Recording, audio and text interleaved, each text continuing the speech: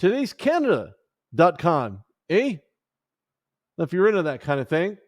But today'scalifornia.com. This is the Rude Dog Show, and I am Rudy Reyes. I'm your host this evening. And if you heard the intro, or maybe not, I'll have to dub it in and put this in the podcast.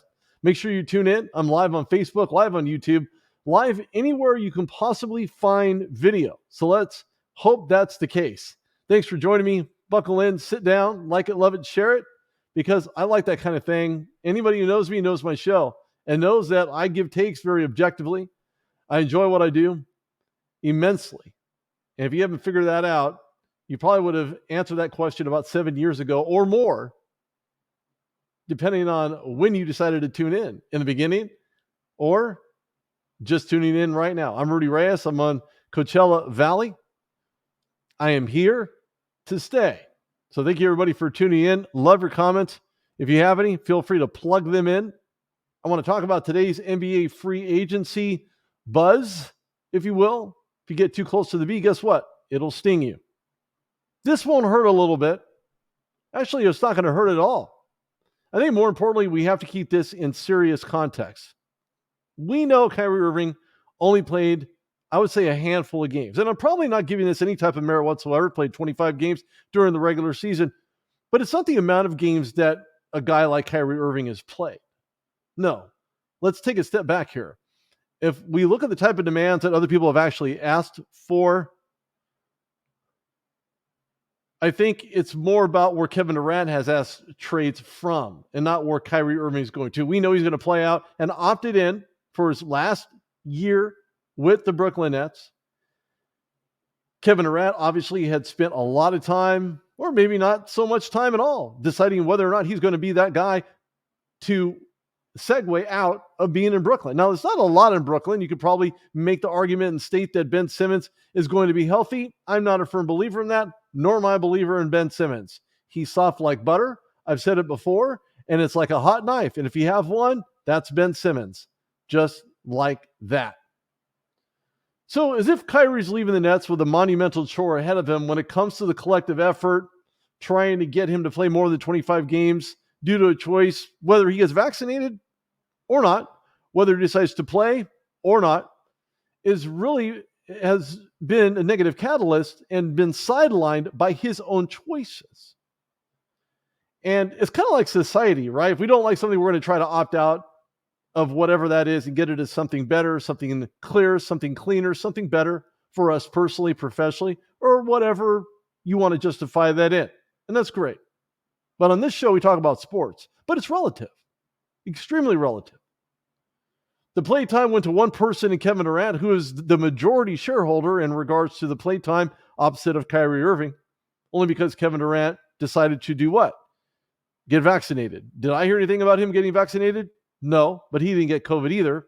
So you are the company you keep. And if for some reason Kevin Durant did not get vaccinated, he's been very safe. Doing great, Christian. Thank you for tuning in. Certainly appreciate it. I have never been to Canada. Maybe one day I'll go. I maybe have one person I'd like to go see there, but that's about it. And he's out in the middle of absolutely nowhere. Thank you, Maria, for tuning in. Certainly appreciate it. Thank you. Christian, I'm doing fantastic. Thank you for tuning in. I appreciate it. When I look at the same type of guy Kevin Durant was back when he played with the Golden State Warriors, winning 2 chips, winning 2 rings, I think to myself, this isn't a guy that you look at and think, man, he's going to be this maniacal social media hound who's not going to like reporters, and vice versa. There are a lot of reporters out there throughout his NBA career that didn't really care about his takes or how he had treated some, as has been reported. And when I look at his ability to win something somewhere else, it's been up and down. I don't know that Kevin Durant's window is still open. I think it's more like airtight shut. And the situation that he finds himself in is a very precarious one, since he waited 3 hours before the trade deadline actually started to say, you know what? Should I go or should I stay? The Clash probably said it best. And more importantly, when you look at Kevin Durant, I thought to myself, he's going to take an easy path. He had one with the Golden State Warriors. But what is his take? Is it more of a take than it is to give? That I don't know. The last game that he played, he was fumbling the ball. Balls went off his feet. He mishandled it. Turnover, turnover, turnover. There was a lot of things I didn't like watching that last game with Kevin Durant in there. But I believe it was about the decision-making process that the front office has either made or not made. No, look, I appreciate your stance on Kevin Durant. I'm not stating he's not a great player. Not at all. Everybody hopes he stays with the Brooklyn Nets because it helps make them viable. It helps make them contenders. Thank you for your question, Juan. Certainly appreciate it. Golden is good when you listen to the Rude Dog Show, so that's always great. Thank you, Maria, for that question. When I look at Durant's flexibility in regards to where he wants to go, this isn't your mother's, daughter's, uncle's, great uncle, whoever that is, NBA's team. Nor is it the franchise in the NBA. And when I say that, I mean that when you look at the NBA as a whole, this isn't what it used to be. Players did not have the type of control, didn't have the type of lockup when it comes to where they're going to go. They're going to have all this kind of money. They're going to stay in one place. They're going to honor their contract, and that's exactly what they're going to do.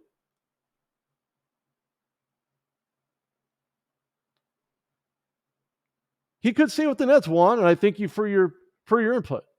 He has actually 4 years left on his contract. But by the time this season done, you're right. He has 3. The problem that I have with Kevin Durant is one thing only: his timing in regards to where he's going to go, where is he going to stay. I think more importantly, when you look at a path towards another ship outside of being with Brooklyn, I think it has a lot to do with not only his decision-making processes, but he wants to take the easy road. I honestly think he should stay in Brooklyn, to be quite frank. And if he's not going to stay in Brooklyn, where does he go? Arizona had the locked up seed last year in the West with Phoenix, or he can go to the East with the Miami Heat. That'd be a great spot for him as well. Finished 1 overall this past season. But I don't know that his pinnacle of success is still consistent. Meaning that when I look at his path towards getting another ring, becoming LeBron-esque, there was reports that he was casting shade at the Golden State Warriors, which I don't believe is the case at all. Maybe in his own mind he was casting shade. But more importantly, I look at his ability to be that guy. I don't mean James Harden. James Harden's pretty well in hand. We know what we're going to get from James Harden. We know the numbers. We know who he is. We know where he's going, and we know he's got a lot of tread on the tires. Whether or not that interprets him to, and I'm referring to James Harden, finds another spot where another team not named the 76ers is going to actually put him in position to win. I'm all for the money. The money's not the problem. The problem is the player. And some players, not all players, some players. I know you wanted to say something, Ayla, Denise. If I said that right, I hope I did. If not, I'm sorry. But I look at this and think to myself, is there any way Kevin Durant's going to get back to winning another title without the likes of taking the easy route, depending on who he decides to go with? If there was a trade conversation, Devin Booker's off the table for Phoenix. That's a fact. And in Arizona, with Phoenix Suns, DeAndre Ayton, nope. Brooklyn doesn't want him. So Ayton's staying. Some changes in Utah, granted. But this is a key element. This is the key time. I think more importantly, when you hear the types of rants going on by fans and what they're stating, what they're saying, what they're throwing out there, seems to stick. There's some resonance there. When you see the types of things and you hear about the words that are used on the court for all these different players and how they're being harassed, I think it's safe to say that this stuff's bad on the floor, but it could be even worse on social media. And I can almost guarantee that that's the case. People have received death threats from social media, on TV, in their inbox, whatever the case might be. And I'm doing well, Brahim Adi. Thank you so much for tuning in. Certainly appreciate it. This is Rudy Reyes on the Rude Dog Show. This is Coachella Valley. Today's California and today's Canada. Eh?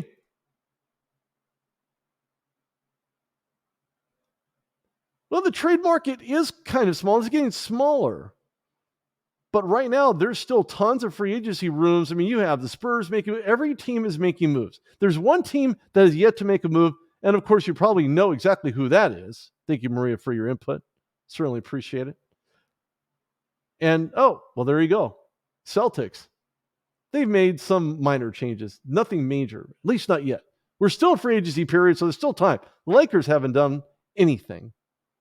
Whether or not they can remains to be seen.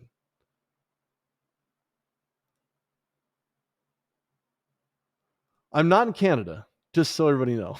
Just so everybody knows, I'm not in Canada. But I appreciate it. I'm sure it's a beautiful place. Like I said, maybe one day I'll be there. But right now, I'm in California. That's why I'm on today'scalifornia.com. If you have any sports questions, please feel free to reach out, talk to me, drop it in, and I'll certainly be able to address that and have some more conversations about it. When we look at Kyrie's decision to follow Kevin Durant, or vice versa, we don't know, right? The follower or the leader in regards to who went to the Nets first. I think it was probably more about Durant going first while Kyrie Irving slowly followed thereafter. I understand that there's loyalty in the NBA, but there's no loyalty to contracts. There's more loyalty from player to player. But that's today's NBA, not back then, 10 years ago, 15 years ago. Completely different, night and day. It depends. It depends on the teams that actually grab them. Thank you, Maria, for that. I appreciate it. It really depends on the teams that acquire him. Are these guys internal obliterators in the locker room? We don't know. I'd like to think that Kyrie Irving's not that guy, but when you look at his social media, there's a lot to be desired there, I can assure you. Well, you've seen a story play out before. When a player contends, he'll play better on another team with said teammate. We know what happened when LeBron James brought in J.R. Smith. Well, what happened with J.R. Smith? Throws the ball to an invisible person. And it's not really there. Thank you, Becky, for the... I guess there could be a question there. But if you do, please do. Ask away. J.R. Smith threw a ball out of bounds. And I mentioned this on the show prior, that the sign and trade Lakers had with Kyrie Irving, it was really misguided, to be quite honest with you. And I say that because when you're looking at a guy like Kyrie Irving, he has baggage. That baggage probably accumulatively just so much more than what Southwest Airlines brings to every terminal they fly into. Throwing that out there. Irving will have earned his $37 million by opting in. Kevin Durant trading out. Who's going to get him? Who's going to pick him up? Now, don't forget, he's done this before. Did it with the Warriors. I don't want to be here, so I want to go. Well, go ahead. Handle it. If there's another team in the NBA that will give you what you want, and you want to take an easy path to get to an NBA title, and they're going to do it, by all means, take your money and run. Play your ball, do you, and go get the bag. But I think more importantly, when you look at the sticking point to me, because you have plenty of time for Kevin Durant, who made his inquiry again, as I stated earlier in the show, 3 hours to the trade deadline. There's a lot of buzz around that. Now, it's different if a team does that. That could be a violation. But what about a player? Does that player have the capability of doing that as well? Or would that be a breach in addition to that? That's a great question. And I don't have an answer to that. Adam Silver might, but I don't. Durant has 4 more years of his current contract, which essentially means nothing unless the team's going to put their name in the hat to acquire him. There's been some conversation in regards to what team, who, when, how, and maybe the bigger question that only Kevin Durant knows is why. Why does he need to find another place? Why does he need to go somewhere? Why does he need to be in any other uniform and to not honor the contract that he originally signed with the Nets? It's beyond me. I don't know. Marks is a unfortunately in a very similar situation when he acquired the job with the Nets to begin with. The picks he has available to him are swap picks, which needs to be young, up-and-coming talent, guys who can blend into the locker room with the greatest of ease without a guy being on the flying trapeze, but create a culture with the current regime. Have all these kids with the capabilities and the ability, right? The best ability is availability, and the availability is to be there to create a better culture. Kevin Durant can certainly benefit from that if he chooses to stay. Kyrie Irving, he's got the Nets in a rearview mirror in a one-year situation. We must remember that players run this league from the standpoint where contracts no longer carry the same merit. And it almost adds like another mystique, another layer. It looks as though I'll be spending the next 3 years with these guys. That seems like a mentality that either you're in or you're out, especially in today's NBA. No, players should not have issues getting what they want, but are they going about it the right way? That's the question. That is the question. But is there a wrong way or a right way? The way the league's ran right now? I don't know. Again, that's an Adam Silver question. I can't answer that. And I'm not going to even try. I could speculate all day long. I can tell you what they could do, what they should do, what they would do, but not what they're going to do. I have to say that where they're currently going to play, you have to look at a lot of players in order to have that type of conversation. And some of them have done the very same thing. This isn't the first we've heard of this, if anybody knows. This isn't the first. This is not an anomaly. This is not a one of a kind. Other players have done the very same thing consistently. And even players with good stats also finds a way to get what he wants. Contract restructure, they can probably wait till that point and then have that conversation then. This is Rudy Reyes on the Rude Dog Show, live on today's California as well as today's Canada. Live on YouTube, live here, live on Facebook. Check it out. Throw me a follow at Rude Dog Reyes on Twitter. Go to my Facebook page. Follow me on Twitter. Love interacting with sports, talking sports, dealing with sports, anything having to do with sports. That is what I do. When you look at the long-term effects and ramifications, what are those? Just throw them to the wind. Who really cares anymore? It's of no consequence. Today's landscape, very different than 10 or 15 years ago. But let's remember one thing. Stats certainly do help any player in any league, whether you're an individual player playing an individual sport like Wimbledon. For those that do watch tennis, and I happened to watch a lot of tennis yesterday, which was kind of mind-blowing to see how rough it is. I don't mean rough because they're playing on clay. They were playing on grass. But in a collective sport, a guy like Kevin Durant averaged 29.9 points per game, 7.4 rebounds, and 6.4 assists. Not bad when you're the sole player with sole possession of the ball, despite the turnovers. I think turnovers should be a stat too. As a matter of fact, I'm pretty sure they are. The bottom line is that Durant's window to win another championship is closed, or at least closing, and closing on himself. And you probably wonder why Durant hasn't won anything since he left the Golden State Warriors.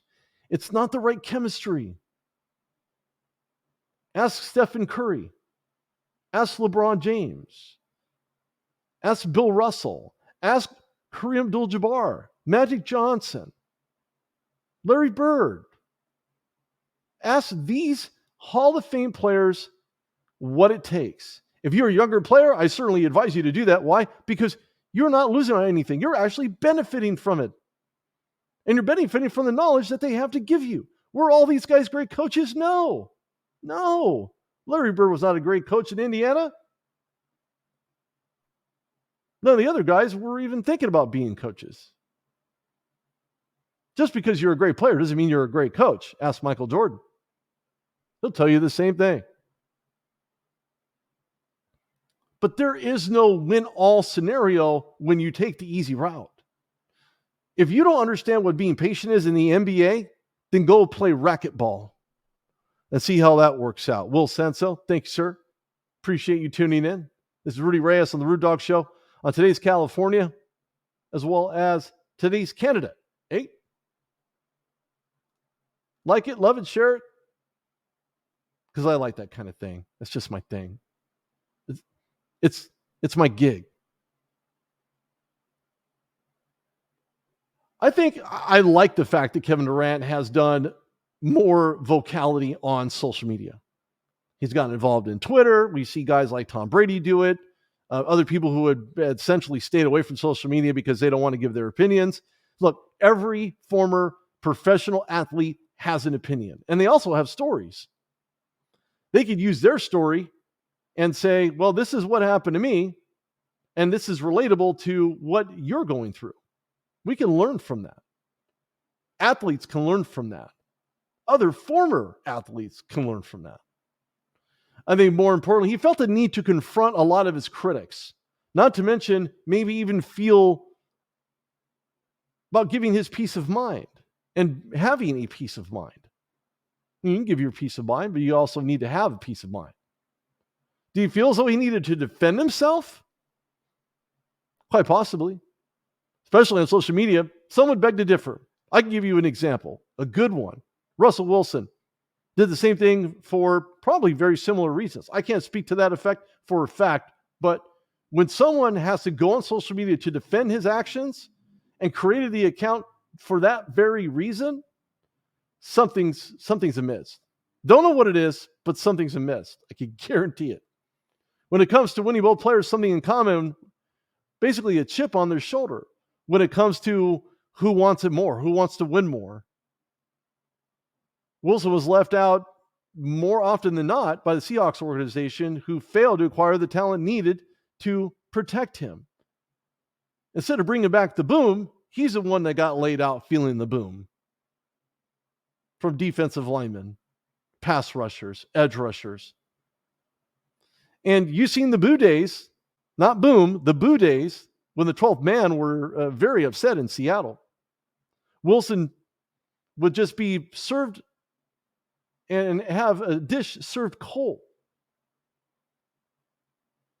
As right now, he marks being the guy under center for the Denver Broncos for the unforeseeable future, which is great for him. I like where he's going with it, to be honest with you. I like the fact alone that Russell Wilson, not that he needed to defend himself, because he doesn't. He doesn't need to do anything. He's won a chip. He doesn't need to defend himself for anybody, under any reason, under any circumstance whatsoever, because of who he is. Now, Kevin Durant, by contrast, surrounded by solid talents, is entering the league, but this is not an individual sport to be played in the NBA. This is a group sport. Just like in the NFL, this is a group sport. You can be the best quarterbacks to have a horrible defense, and you have nothing. You have nothing. You're going to have to make a shootout and 27 to 32 points every single game, year in and year out. Ask Russell Wilson. He knows all about that. The aforementioned Russell Wilson. But when you surround yourself by talent, you think to yourself, is it going to work? Am I here? What am I going to do while I'm here?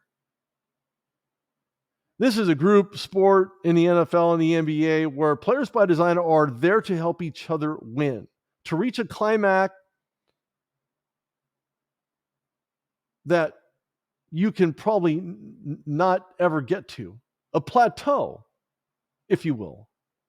I think more importantly, when you look at the culture, organizational dynamics, whichever one has more challenges than the other, because I guarantee that that's the case. Been around enough players to know that. Not to mention Durant's capabilities on the floor, which by far exceed his fallacies on the floor. The types of balls that don't bounce his way, turnovers, minutia. Things that you may not see on a stat sheet. But if you do, what outweighs the bad? The good? Current actions or past? We don't know. We do know that this is a now-win scenario for any player trying to find his way to another team. which is, there's nothing wrong with that. I actually like that. I like the concept. I dig it. I know where they're going. But those challenges and dynamics are met on the floor, on the field, regardless of where that is. We don't know what goes on behind closed doors when you're talking about Kevin Durant and maybe the failure within the locker room. We don't know. I'd like to think that when you look at Kevin Durant and the types of personality, attitude, and demeanor that he brings to an NBA locker room is that of a championship. Swagger, mentality, work ethic. But I don't know if that's the case. The only person that knows that is him. All I know is that when you cry wolf and you want out of your 4-year contract, that certainly doesn't speak highly for you, or does it? Does it say you're done with the type of tomfoolery, the nonsense? Probably. Is there within the Brooklyn Nets organization? I don't know. I'm not suggesting that KD is a locker room obliterator, because I can't confirm or deny that. But I do know that an implosion for the upcoming season may be on the Nets' shoulders more than they know. And it could be an ugly one. And how ugly, you ask? Well, it depends on who will be able to fill his shoes if Kevin Durant finds himself out of Brooklyn. That remains to be seen. When you look at guys like Kyrie Irving, not so much. Kyrie continues to hurt his own stock, and it doesn't appear that he's any type of NBA ambassador whatsoever. And when you look at his social media, you tell me, you be the judge. You be the judge. You tell me exactly what that looks like and what his Twitter feed represents. Well, it's not ambassador-like qualities, I can assure you that. And if he finds himself outside the NBA within the last, let's say, 3 to 4 years, so be it. I'm not going to shake a stick at it. I'm not going to bat an eyelash, and I'm definitely not going to lose any sleep. I believe that wherever Kyrie goes, he brings the issues with him. The issues aren't there. He brings them with him. And I think to myself, is this a team mindset, or is he a negative individual? Is there a meltdown that occurs by any team that actually takes a chance on Kyrie Irving? That I don't know. Only time will tell. But I will say this. When I look at the Nets, they're now become irrelevant. And don't get me started on the NCAA and the Pac-12 move between UCLA and USC. That's going to last for another 30 minutes. But I'll say this. Pac-12 is done, as for all intents and purposes, as far as I can see. And when it comes to acquiring 2 different colleges, you have 2 different colleges that have the ability to join the NCAA. And that's San Diego State and Boise State. And that's that. Because the Big Ten keeps expanding their horizons.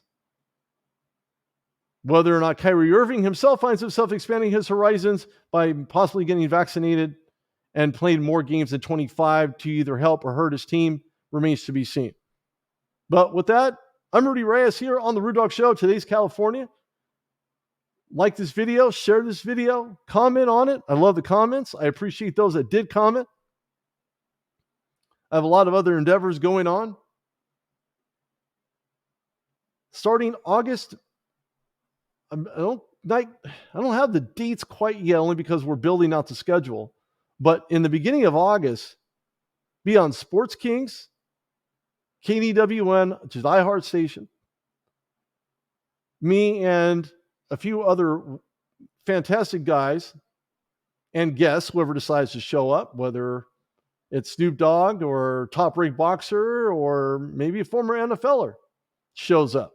We're going to be live, recording from Virgin Hotels, Las Vegas. With that, I'm Rudy Reyes on The Rude Dog Show. Today's California, today's Canada. And of course, this will be posted on TheRudeDogShow.com. Thanks for tuning in, everybody. Have a great evening.